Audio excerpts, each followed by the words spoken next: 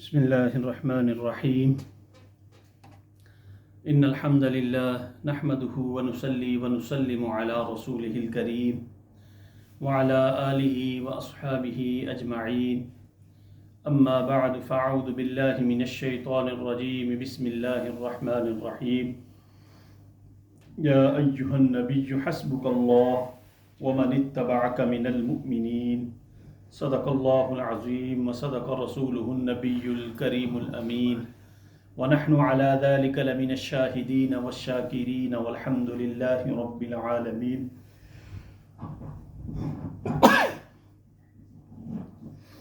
إن الله وملائكته يصلون على النبي يا أيها الذين آمنوا صلوا عليه وسلموا تسليما اللهم صل على سيدنا محمد وعلى آل سيدنا ومولانا محمد وبارك وسلم وصل عليه الصلاة والسلام عليك يا سيدي يا رسول الله وعلى آلك وأصحابك وسلم عليك يا شفيع المذنبين الصلاة والسلام عليك يا سيدي يا رسول الله وعلى آلك وأصحابك وسلم عليك يا محبوب رب العالمين. سامعین ذی وقار،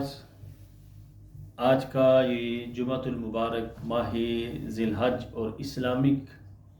کیلنڈر کا اسلامک سال کا یہ آخری جمعۃ المبارک ہے، اور آج 26 ذی الحجہ ہے، اور آج کا یہ دن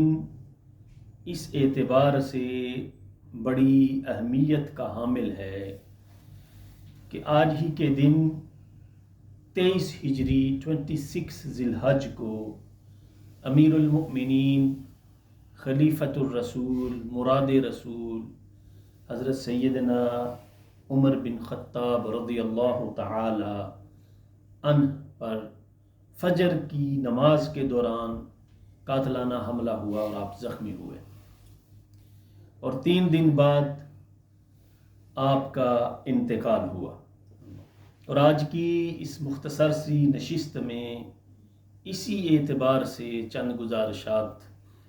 سمجھنے اور سننے کی کوشش ہم کریں گے. صحابہ کرام رضوان اللہ تعالی علیہم اجمعین ہدایت کے وہ روشن ستارے تھے جو بندگان خدا کے لیے ایک معیار کی حیثیت رکھتے ہیں. صحابہ کرام رضوان اللہ تعالی علیہم اجمعین راہ مستقیم کے قافلہ کے سلار بھی ہیں، اور حصول نجابت و شرافت دینی میں ہمارے مقتدا و امام بھی ہیں. اللہ رب العزت نے انہی صحابہ کرام کی عظمت اور حق نما گروہ کے امت کے لیے معیار ایمان ہونے کا اللہ رب العزت نے حکم بھی ارشاد فرمایا ہے. فرمایا وَإِذَا قِيلَ لَهُمْ آمِنُوا كَمَا آمَنَ النَّاسِ. اللہ رب العزت نے ان صحابہ کرام رضوان اللہ تعالی علیہم اجمعین کے ایمان کو مثال دے کر حکم دیا کہ لوگوں سید الانبیاء پہ اس طرح ایمان لاؤ جس طرح محمد مصطفیٰ کے صحابہ ان پہ ایمان لائے، اور جو ایمان نہیں لاتا اس معیار پہ یا اس طرح ایمان نہیں لاتا، قرآن کہتا وَإِذَا قِيلَ لَهُمْ آمِنُوا كَمَا آمَنَ، جب کہا جاتا ہے کہ ایمان لاؤ، اور اس ایمان کا معیار کیا ہے؟ اس ایمان کا معیار یہ ہے آمن الناس، جس طرح ابو بکر و عمر و عثمان و علی ایمان لائے، طلحہ و زبیر ایمان لائے، حمزہ ایمان لائے، اس طرح تم ایمان لے آؤ تو اللہ کی بارگاہ میں قبول ہو. اور وہ کہتے اگر تم نہیں ایمان لاتے قالوا انؤمن کما آمن السفہاء، ابو عرب تھے نا، تو انہوں نے کہا ہم جو سید الانبیاء پر ایمان لانے والے تھے ان کو بیوقوف کہا ہم ان کی طرح ایمان لائے آمن السفہاء. تو اللہ رب قالوا انؤمن کما آمن السفہاء الا انہم هم السفہاء. اللہ رب العزت نے ان کی عقل مندی کا اعلان کیا. اللہ نے فرمایا الا انہم هم السفہاء، سن لو وہ بے وقوف نہیں ہیں، وہ عقل مند ہیں. میرے استاد محترم فرمایا کرتے تھے کہ ظاہری طور پر نہ جاننے والے کچھ بھی نہیں جانتے تھے حضور علیہ الصلوۃ والسلام کے صحابہ، لیکن جب سید الانبیاء کی صحبت میں آئے، آپ کے ہاتھ میں ہاتھ دیا، تو وہ دنیا کے قائد و امام بن گئے۔ وہ حضرت سیدنا عمر فاروق کے بارے میں ہی آتا ہے نا، امیر المؤمنین بنے، گزر رہے تھے کسی میدان سے تو رونا شروع کر دیا، تو صحابی کہتے ہیں امیر المؤمنین آپ کو رونا کس بات پہ آیا؟ کہا یہ وہی میدان ہے جس میں میں اونٹ چرایا کرتا تھا اور گننے میں غلطی لگتی تھی تو خطاب میرا باپ مجھے ڈانٹا کرتا تھا، اور آج محمد مصطفیٰ کے تلووں کا صدقہ پوری امت مسلمہ کا میں خلیفہ ہوں۔ یہ وہ معیار ہے، یہ وہ مقام ہے جو ملا تو محمد مصطفیٰ کے جوڑوں کا صدقہ ملا۔ تو قرآن نے کہا ایمان لاؤ میرے ان صحابہ کی طرح جو محمد مصطفیٰ پہ ایمان لائے۔ الا انہم هم الصفہاء ولکن، عقل مند وہی ہیں جو سید الانبیاء کے راستے پہ چلتا رہا۔ اور پھر اللہ رب العزت نے حضور علیہ الصلوۃ والسلام پر وہی بھی فرمائی، یا محمد ان اصحابک عندی بمنزلۃ النجوم۔ سبحان اللہ، کہ محمد مصطفیٰ تیرے جو ماننے والے ہیں، تیرے جو عشاق ہیں، تیرے جو صحابہ ہیں، میرے نزدیک میری بارگاہ میں وہ ستاروں کی مانند ہیں۔ اور یوں تو سارے صحابہ کرام نجوم ہدایت، معیار ایمان کی ایک ایک دلیل ہیں، ایک ایک کڑی ہیں، لیکن ایک خصوصی شان ہے جو امیر المؤمنین حضرت عمر بن خطاب رضی اللہ تعالی عنہ کو حاصل ہے، جو ان کو مقام حاصل ہے، مراد رسول بھی ہیں۔ آئے ہائے، اس انسان کی عظمت کا کیا اندازہ ہم اور آپ لگا سکتے ہیں کہ ابھی اسلام نہیں قبول کیا، سید الانبیاء ہاتھ اللہ کی بارگاہ میں اٹھا کے کہتے ہیں اللہم اعز الاسلام بعمر بن الخطاب، اللہ اس انسان کی بدولت سے اسلام کو عزتیں عطا فرما، اسلام کو بلندی عطا فرما۔ اور حضرت عبداللہ بن عباس رضی اللہ تعالی عنہ فرماتے ہیں میں نے حضرت عمر رضی اللہ تعالی عنہ سے پوچھا لِأَيِّ شَيْءٍ سُمِّيَتْ الْفَاروق، امیر المؤمنین وہ کون سی ایسی بات ہے کہ جس کی وجہ سے سید الانبیاء نے آپ کو فاروق کے لقب سے ملقب کیا، حق اور باطن کے درمیان فرق کرنے والا۔ فاروق کا مطلب ہوتا ہے حق اور باطل کے درمیان فرق کرنے والا۔ تو کہا کہ کس وجہ سے آقا علیہ الصلوۃ والسلام نے آپ کو فاروق کا لقب دیا؟ تو حضرت عمر فرماتے ہیں اسلم حمزہ قبلی بثلاثۃ ایام، حضرت حمزہ رضی اللہ تعالی عنہ نے اسلام قبول کیا حضرت عمر فاروق کے اسلام لانے سے 3 دن قبل، 3 دن بعد عمر فاروق رضی اللہ تعالی عنہ وہ اسلام قبول کیا آپ نے۔ تو کہتے ہیں میں بارگاہ رسالت میں حاضر ہوا، اسلام قبول کیا، اشہد اللہ الہ الا اللہ وانک محمد الرسول اللہ، میں نے گواہی دی کہ محمد مصطفیٰ اللہ کے رسول ہے۔ تو پھر پہلی بات جو کی وہ یہ کی قلت یا رسول اللہ السنا علی الحق، یا رسول اللہ کیا ہم حق پہ نہیں ہیں؟ ان متنا و ان حینا، اگر ہم زندہ رہیں یا ہم مر جائیں، کیا ہم جس دین کے پیروکار ہیں کیا وہ دین حق پہ نہیں ہے؟ یا رسول اللہ کیا جس نبی جس قرآن کو آپ لے کر آئے ہیں کیا وہ اللہ کا کلام نہیں ہے؟ کیا آپ اللہ کے رسول نہیں ہیں؟ تو آقا علیہ الصلوۃ والسلام نے فرمایا بلا والذی نفسی بیدہ انکم علی الحق، عمر جتنی بھی باتیں تو نے کی ہیں وہ ساری کی ساری حق ہے، میں اللہ کا نبی ہوں، جو کلام مجھ پہ نازل ہوا طٰہٰ ما انزلنا علیک القرآن لتشقیٰ، وہ اللہ کا کلام ہے، ہم حق پہ ہیں۔ تو پھر حضرت عمر فاروق کہتے ہیں کہ میں نے کہا ففیم الاختفاء، تو یا رسول اللہ پھر کس وجہ سے ہم چھپ کر اللہ کی عبادت کرتے ہیں، چھپ چھپ کر کیوں ہم اللہ کی عبادت کرتے ہیں؟ تو پھر حضرت عمر فاروق فرماتے ہیں فخرجنا فی صفین، 2 قطاروں میں ہم باہر نکلے، 2 صفوں میں ہم باہر نکلے، اور ایک کی قیادت جو حمزہ فی احدہما وانا فی الآخر، ایک کی قیادت سید الشہداء حضرت حمزہ فرما رہے تھے، اور دوسری لائن میں دوسری صف کی قیادت میں عمر ابن الخطاب کر رہا تھا، اور ہم حرم میں داخل ہوئے اور ہم نے وہاں جا کے نماز ادا کی، اور اس وقت فسمانی رسول اللہ صلی اللہ علیہ وسلم یومئذ الفاروق، اس دن سید الانبیاء صلی اللہ علیہ وآلہ وسلم نے مجھے فاروق کا لقب عطا کیا، حق اور باطن کے درمیان فرق کرنے والا۔ وہ بھی حدیث میں آتا ہے نا کہ حضرت عمر فاروق رضی اللہ تعالیٰ عنہ آقا علیہ الصلوۃ والسلام کی بارگاہ میں آتے ہیں اور آپ کی بارگاہ میں عرض کرتے ہیں کنا مع النبی صلی اللہ علیہ وسلم وہو آخذ بید عمر۔ کیا روحانی منظر ہوگا کہ عمر فاروق حضور علیہ الصلوۃ والسلام کے ساتھ ہے اور محمد مصطفیٰ نے آپ کا ہاتھ پکڑا ہوا ہے۔ آئے آئے آئے، اور فقال له عمر یا رسول اللہ لأنت احب الی من کل شیء الا من نفسی، یا رسول اللہ میں سب سے زیادہ آپ سے محبت کرتا ہوں، لیکن اپنی جان کے بعد سب سے زیادہ میں آپ سے محبت کرتا ہوں۔ تو محمد مصطفیٰ نے فرمایا عمر ایمان کامل نہیں ہو سکتا اس وقت تک حتی اکون احب الیہ من والدہ وولدہ والناس اجمعین، لا یؤمن احدکم، کوئی بھی ایمان کامل نہیں ہو سکتا اس انسان کا جب تک وہ ہر چیز سے بڑھ کر مجھ سے نہ محبت کرے۔ دوستو یہ کہنا بڑا آسان ہے، یہ کرنا بڑا مشکل ہے۔ یہی آج ہی یہ میں بات پڑھ رہا تھا جب یہ حدیث حتی اکون احب الیہ من والدہ وولدہ، وہ فوراً حضرت وہ جو خالد بن ولید کا واقعہ میرے ذہن میں گھوم گیا۔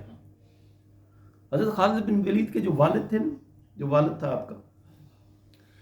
وہ قرآن کریم نے پورے قرآن میں اللہ رب العزت نے کسی انسان کو ڈائریکٹ مخاطب کر کے نہیں بلایا، دھمکی نہیں کسی کو دی۔ جیسے نہیں ہم کہتے ہیں مینو چھوڑ دو مجھے، میں دیکھ لوں گا اس کو، کسی کو نہیں قرآن نے کہا، لیکن یہ خالد بن ولید کے والد کو یہ کہا ذرنی ومن خلقت وحیدا وجعلت له مالا ممدودا وبنین شہودا۔ اللہ فرماتا ہے چھوڑ دیجئے مجھے، اور جس کو میں نے تنہا پیدا کیا۔ جب کبھی کوئی لڑائی ہو تو جب دو فریق لڑ رہے ہوں تو ایک نے کہتا یار چھوڑ دو مجھے، میں خود کر لوں گا اس کا حل۔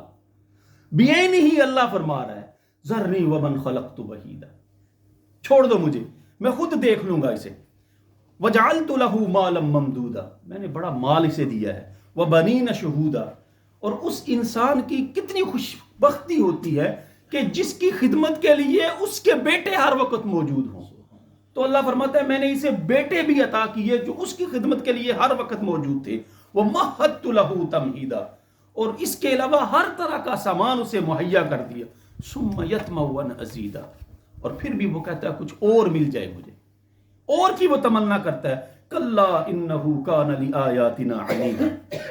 ہرگز نہیں، وہ ہماری انہ کان لآیاتنا عنیدا، ہماری آیتوں کا وہ کھلا دشمن ہے۔ سأرہقہ صعودا، میں اسے ایک تھکا دینے والی چڑھائی چڑھاؤں گا۔ اب اگلی بات سننے کے بعد انہ فکر وقدر، اب جتنی باتیں قرآن نے پہلے بیان کی ہے نا، اب ان باتوں کی وجہ بیان کر رہا ہے کہ یہ ساری کی ساری دھمکیاں میں نے اس انسان کو کیوں دی۔ ہوا یہ کہ جب نبی علیہ الصلوۃ والسلام نے اسلام کی دعوت دی تو اس وقت کچھ عرصے کے بعد حج کے ایام آ گئے، تو سارے کفار نے، سارے عرب کے جو لیڈران تھے، انہوں نے اکٹھے ہو کر دار الندوہ میں یہ میٹنگ کی کہ لوگ حج کے لیے آئیں گے، ہم سے محمد مصطفیٰ کے بارے میں پوچھیں گے اور ہم سب ایک ہی جواب دیں۔ کسی نے کہا اسے جادوگر کہیں، تو حضرت خالد بن ولید کا جو والد تھا نا یہ کہنے لگا جادو ایسا نہیں ہوتا، جادوگروں کی زندگی بڑی غلیظ ہوتی ہے، لیکن سید الانبیاء کی زندگی تو بڑی شفاف ہے، اسے جھوٹا کہیں۔ اس نے کہا اس سے قبل کبھی اس نے جھوٹ بولا ہے جو آج تم اسے جھوٹا کہو گے؟ تم نے تو اسے صادق اور امین کے لقب سے یاد کیا ہوا، مشہور کیا ہوا، اگر جھوٹا کہو گے تو لوگ تمہاری بات کو نہیں مانیں گے۔ اٹھ کے یہ اپنے گھر چلا گیا، ابو جہل پیچھے جاتا ہے اور جا کے اسے کہتا ہے کیا کہیں پھر؟ اس وقت یہ کہتا ہے کہ پھر ہم یہی کہہ سکتے ہیں کہ یہ جادوگر ہے۔ اب اللہ قرآن میں کہتا ہے کہ اس انسان کو پتہ چل گیا تھا، اس انسان کو پتہ چل گیا تھا یہ اللہ رب العزت کے سچے نبی ہیں، پتہ ہونے کے باوجود اپنی سرداری کی وجہ سے نہیں مانا۔ تو قرآن کہتا ہے انہو فکر فقدر، اور اس نے غور کیا اور پھر ایک بات طے کر لی، فقتل کیف قدر، ہائے پھٹکار ہو تجھ پہ، غرق ہو جائے تیرا بیڑا، تو نے کیسی بات گڑ لی، کیسا تو نے ایک بات کو تیار کر لیا، ثم قتل کیف قدر، پھر تم پہ پھٹکار ہو، اور تم نے کتنی بری بات نبی علیہ الصلوۃ والسلام کے بارے میں طے کی، ثم نظر، پھر اس نے دیکھا، ثم عبس وبصر، پھر منہ بسورا اور ترشرو ہو کر بولا، ثم ادبر واستکبر، پیٹھ پھیر لی اور غرور کیا، فقال ان ھذا الا سحر یؤثر، اور کہا ہم یہ کہہ سکتے ہیں کہ یہ قرآنوں کا کوئی جادوگر۔ اب یہ بات ساری بیان کرنے کے بعد جو میں بتانا چاہتا ہوں، لا یؤمن احدکم حتی اکون احب الیہ من والدہ وولدہ والناس اجمعین، نبی علیہ الصلوۃ والسلام کی محبت سب سے بڑھ کر جب تک نہیں ہوگی ایمان کامل نہیں ہو سکتا۔ اور خالد بن ولید نے جب اسلام قبول کیا تو سب سے پہلے عبداللہ بن مسعود کو کہا وہ آیات تلاوت کر جو میرے باپ کے بارے میں نازل ہوئی، ذرنی ومن خلقت وحیدا وجعلت له، اب چشم تصور میں یہ سوچئے کہ کسی کے باپ کو قرآن یہ کہہ رہا ہو جہنم میں اسے میں لے جاؤں گا، سأرہقہ صعودا، ایسی چڑھائی چڑھ، سعودہ جہنم کا ایک پہاڑ ہے جو پھسلن ہے، جس میں جیسے نہیں کوئی ایسی جگہ ہوتی ہے جس میں پھسلن ہوتی ہے، تو قرآن کہتا ہے میں ایسی، اللہ کہتا ہے چڑھائی چڑھاؤں گا کہ یہ پہاڑ تو چڑھ، جب وہ اوپر جائے گا پھر پاؤں پھسلے گا نیچے آ جائے گا، وہ انکار نہیں کر سکے گا اس وقت۔ تو اسلام قبول کیا اور اس کے باپ کے بارے میں یہ آیات ہیں، لیکن پھر بھی کہا سب سے زیادہ محبت ہے تو محمد مصطفیٰ سے محبت ہے۔ اور یہ جب ہوا نا صلح حدیبیہ ہوا، تو جو صلح حدیبیہ کا جو ٹیکسٹ تھا نا، جو گراف تھا، وہ سہیل ابن عمر نے تیار کیا تھا، انہوں نے بھی اسلام آباد میں قبول کر لیا تھا فتح مکہ کے موقع پر۔ سہیل ابن عمر نے وہ بڑی مشکل ترین اور بظاہر